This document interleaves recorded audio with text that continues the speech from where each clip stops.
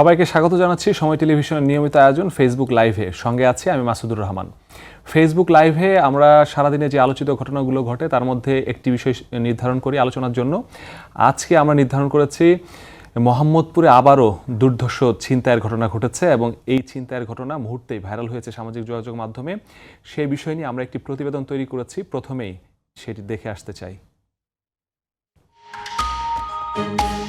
6 April রাত 12:16 রাজধানীর মোহাম্মদপুরের শেরশাশুড়ি রোডে দাঁড়িয়েছিলেন এক ব্যক্তি। ব্যাটারি চালিত অটোরিকশায় 3 জন এসে ওই ব্যক্তির সামনে দাঁড়ান। 2 জন ধারালো অস্ত্রসহ নেমে জিম্মি করেন তাকে।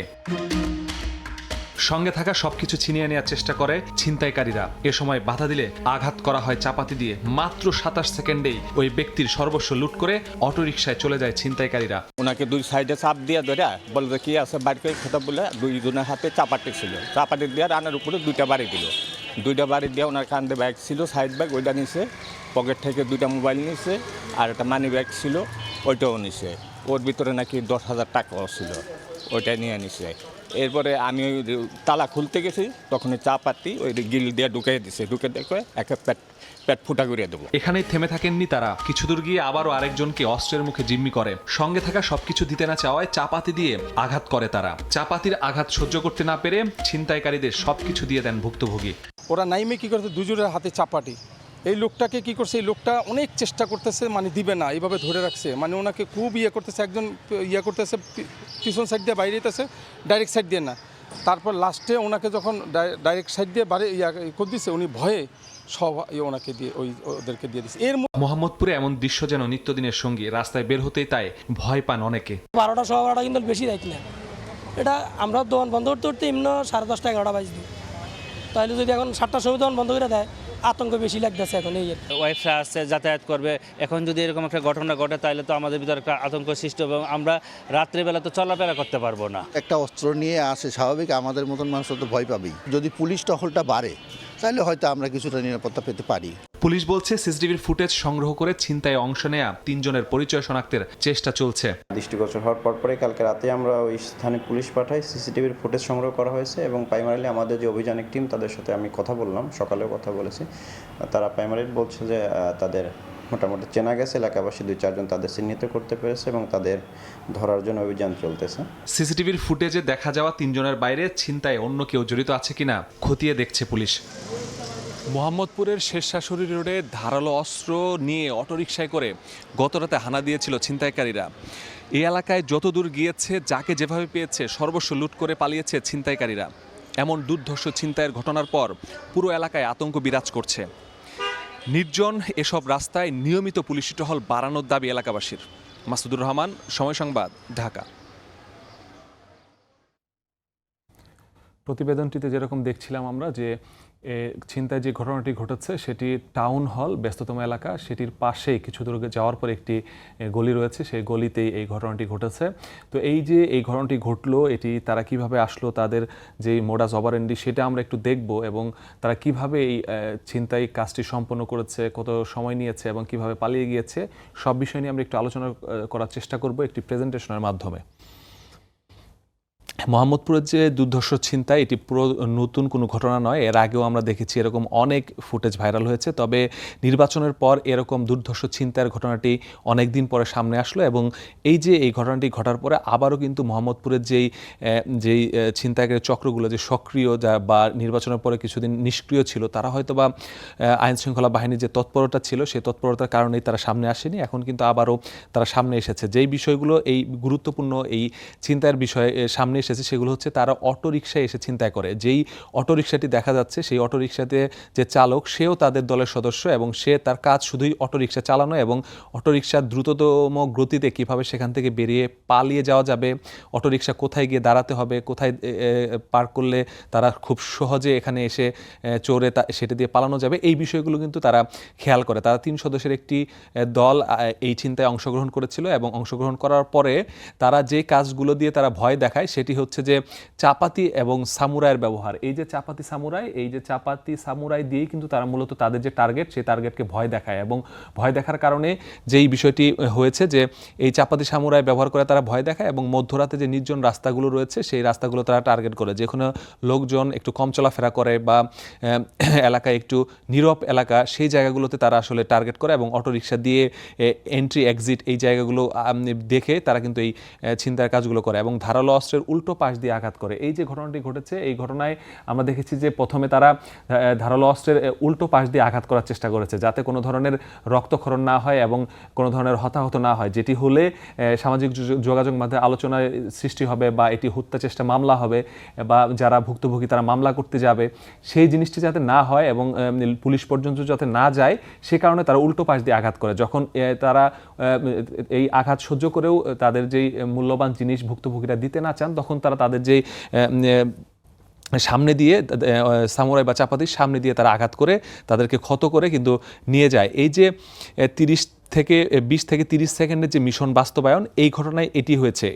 এই যে রাস্তাটির এখন ফুটেজে আমরা দেখছি, সেই রাস্তাটিতে মূলত তারা দুটি টার্গেট তারা সিলেক্ট করেছিল, এবং এই টার্গেটের মধ্যে প্রথম টার্গেটকে তারা 27 সেকেন্ডে তাদের কাজ শেষ করেছে। তারা প্রথমে এসেই যেই ভুক্তভোগীর কাছ থেকে এই ঘটনাটি ঘটেছে, সে বাসায় ফিরবে, সে মূলত পাঠাও চালক, সে সারাদিন বিভিন্ন জায়গায় পাঠাওয়ে ভাড়া মারার পর সে তার যে সারাদিনের অর্জন সেই টাকা নিয়ে সে বাসায় ঢুকবে। সিকিউরিটি গার্ড যেহেতু রাত 12টা বেজে গেছে, 11:30টায় গেট বন্ধ, সিকিউরিটি গার্ড ভেতর থেকে গেটটি তালাবদ্ধ করে রেখেছে, এবং সেই তালাবদ্ধ সিকিউরিটি গার্ডকে তালাটি খুলতে বলেছে। সেই সময় তারা এসে সেখানে হানা দেয়।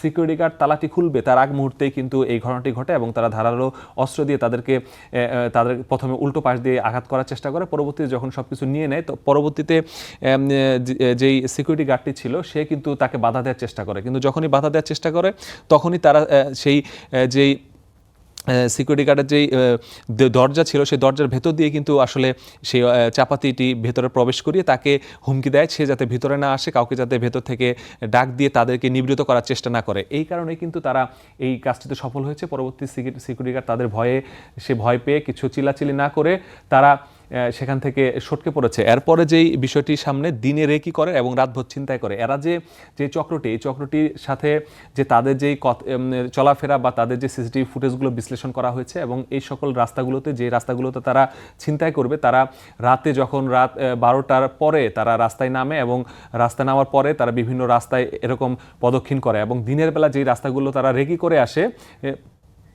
সেই বিষয়গুলো তারা সামনে আগে থেকেই রেকি করে আসে। এবং এই যে এই রাস্তাটিতে ঢুকে সেই টাউন হলের আশপাশে আরও 3-4টি রাস্তা ছিল, যেই রাস্তাগুলোতে প্রবেশ করা যায় কিন্তু বের হওয়ার রাস্তা ছিল না, সেই রাস্তাগুলো কিন্তু তারা সিলেক্ট করেনি। তারা সিলেক্ট করেছে যে রাস্তাগুলোতে লোকজন প্রবেশ করে এবং খুব অনায়াসেই চিপাগুলি দিয়ে বের হয়ে চলে যাওয়া যাবে, সেই রাস্তাটি তারা নির্ধারণ করেছে। এবং নির্ধারণ করার পরে প্রথম টার্গেটকে তারা যখন ছিনিয়ে নিয়েছে সব কিছু মাত্র 27 সেকেন্ডে, এর পরবর্তীতে আরেকটি বাসার নিচে আরও একজন ভুক্তভোগীকে তারা সেখানে একা দাঁড়িয়ে থাকতে দেখে, এবং তাকেও তারা টার্গেট করে, এবং তার দুই পকেটে দুটি মোবাইল ছিল। প্রথমে তার কাছ থেকে সেটি ছিনিয়ে নেওয়ার চেষ্টা করে। প্রথমে যখন সে না দেয়, তখন তাদের উল্টো পাশ দিয়ে দুজনেই একই সাথে তাদেরকে উল্টো পাশ দিয়ে আঘাত করা শুরু করে, এবং পরবর্তীতে যখন সে বারংবার তার অপারগতা স্বীকার করে, তখন সে তাদের যে চাপাতির যে অগ্রভাগ সেটি দিয়ে তারা আঘাত করে, এবং সে আঘাতে সেই ভুক্তভোগীর হাতের আঙুলে গিয়ে আঙুল কেটে যায়। এবং পরবর্তীতে যখন রক্তক্ষরণ শুরু হয়, তখন কিন্তু সে তার যেই ধৈর্য সেটি আর ধরে রাখতে পারে না, এবং ভয়ে তার সাথে যে মোবাইল টাকা পয়সা ছিল সেগুলো তাদেরকে দিয়ে দেয়, এবং দিয়ে দেওয়ার পর তারা ওই আগের একই স্টাইলে তারা অটোরিকশায় উঠে যায় এবং অটোরিকশা সহ তারা পালিয়ে যায়। এখন পুলিশের পক্ষ থেকে যেটি বলা হয়েছে, যেই দুটি ঘটনা ঘটানো হয়েছে, একটি ঘটনার নিচে যেই বাসাটি ছিল সেই বাসার নিচে দুটি সিসিটিভি ফুটেজ ছিল, দুই পাশ থেকেই তাদেরকে দেখা যাচ্ছে, এবং তারা মাস্ক পরিহিত অবস্থায় ছিল, যে কারণে চেহারা পুরোপুরি পরিষ্কার নয়। তবে রিক্সা পাশাপাশি অন্য আর যে রুট দিয়ে তারা এই রাস্তাটিতে এসেছে, সেই রুটগুলো সিসিটিভি তারা ফুটেজগুলো সংগ্রহ করার চেষ্টা করছে, যে অন্য কোথাও তারা মাস্ক ছাড়া ছিল কিনা বা সেখানে তাদের চেহারা স্পষ্টভাবে দেখা যাচ্ছে কিনা, সেই বিষয়গুলো তারা তদারকি করে এই তিনজনের যে পরিচয় সেটি শনাক্তর জন্য তারা চেষ্টা করছে। পাশাপাশি ক্রিমিনাল যে ডাটাবেস সেখানেও তারা সার্চ দেওয়ার চেষ্টা করছে যে রিসেন্ট কোনো ছিনতাইকারী জামিনে বের হয়ে এসেছে কিনা। যারা ছিনতাই করে জামিনে বের হয়ে আসে তারা কিন্তু আবারও এই ঘটনা ঘটায়। তো এভাবে ডাটাবেস ঘেটে পাশাপাশি এলাকায় যেসব এলাকায় ছিনতাইকারীরা অনেক বেশি বসবাস করে সেই এলাকাগুলোতে কিন্তু এই ছবিগুলো দিয়ে সেখানে পুলিশের যে সোর্সগুলো রয়েছে তাদেরকে অ্যাক্টিভ করা হয়েছে এবং অ্যাক্টিভ করার মাধ্যমে এরা কারা বা এদের সাথে কার যোগসাজশ থাকতে পারে তাদের মাধ্যমে এদেরকে আইডেন্টিফাই করার জন্য চেষ্টা চলছে বলে পুলিশের পক্ষ থেকে আমাদেরকে জানানো হয়েছে এবং বলা হয়েছে যে ইতিমধ্যে কয়েকজনের চেহারার সাথে মিল পাওয়া গেছে এবং প্রাথমিকভাবে কয়েকজনকে সন্দেহ করা হচ্ছে যে এরাই হয়তো বা এটি হতে পারে। সেই প্রাথমিক যেই তথ্য সেই তথ্যকে আরও বেশি যাচাই বাছাই করে পুলিশের একাধিক টিম এই যেই দুর্ধর্ষ ছিনতাই কাজটি করা হয়েছে সেটির জন্য তারা চেষ্টা করছে। পাশাপাশি যে রুট তারা ব্যবহার করেছে এই রুটে আরও কোনো ভুক্তভোগী আছে কিনা, কারণ তারা এই একটা সড়ক এই দুটি ঘটনা ঘটেছে, এরপর যে দিক দিয়ে এসেছে বা বের হয়েছে সেখানেও আরও কোনো ঘটনা ঘটেছে কিনা, যেহেতু সিসিটিভি ফুটেজ এখন আসেনি, যে কারণে পুলিশ তাদেরকে ফলো করতে করতে পাশাপাশি ভুক্তভোগীর খোঁজেও তারা আছে যে আরও কোনো ভুক্তভোগী আছে কিনা।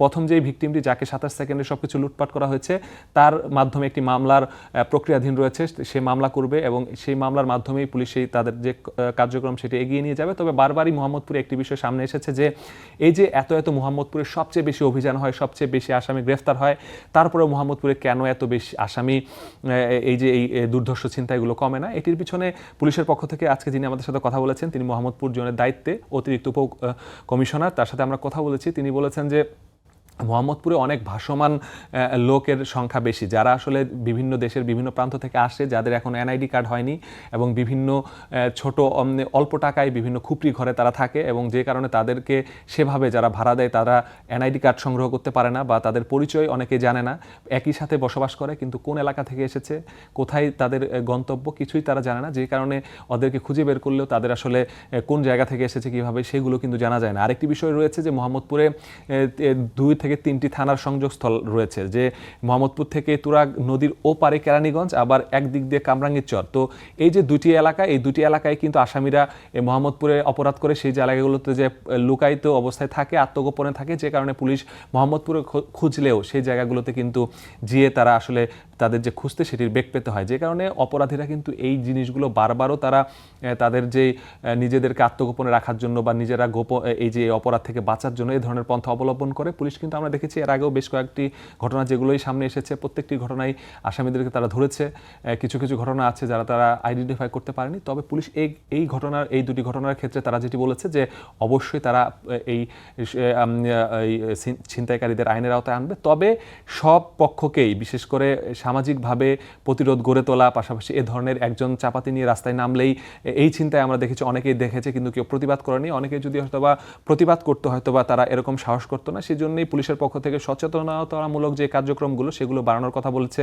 অনেক বিল্ডিংয়ের সামনে সিসিটিভি নেই, যে কারণে তারা বের হয়ে গেলে কোন দিক দিয়ে পালিয়ে গেছে সেগুলো খুঁজে পাওয়া যায় না। এই জন্য সবারকেই একটু কষ্ট হলেও প্রত্যেকটি বাড়ির সামনে যাতে সিসিটিভি ক্যামেরা থাকে এবং সেগুলো যাতে সচল থাকে, এই বিষয়গুলোর জন্য সচেতনতা যেরকম জরুরি, তার পাশাপাশি এই যে পুলিশের যে অভিযান সেটি, পাশাপাশি তাদের যে টহল, এই যে নির্জন যে গলিগুলো রয়েছে সেখানে পুলিশের টহল বাড়ানো, সব কিছু মিলিয়েই আসলে মোহাম্মদপুরে যে আইন শৃঙ্খলা পরিস্থিতি সেটি একেবারেই শান্ত করা সম্ভব। তাহলেই এই মোহাম্মদপুরকে যেভাবে ভয় পাওয়া হয় সেই ভয়ের সংস্কৃতি থেকে হয়তো বেরিয়ে আসতে পারবে। তবে সবাইকেই সবার জায়গা থেকে কাজ করার জন্যই সবাই আহ্বান জানিয়েছে। তো আজকের যে বিষয়টি ছিল মোহাম্মদপুরে দুর্ধর্ষ ছিনতাই আবারও ঘটেছে এবং হয়তোবা পুলিশের পক্ষ থেকে আবারও অভিযান চলে সেই ছিনতাইকারীদের গ্রেফতারের মাধ্যমে এই যে ঘটনার যে রহস্য সেটি উদ্ঘাটন হবে। ততক্ষণ পর্যন্ত আপনাদের কাছ থেকে আমি বিদায় নিচ্ছি। সামনে আবারও নতুন কোনো বিষয় নিয়ে সামনে হাজির হব। আজকের মতো এখানেই সমাপ্ত করছি। সঙ্গে থাকুন সময়ের।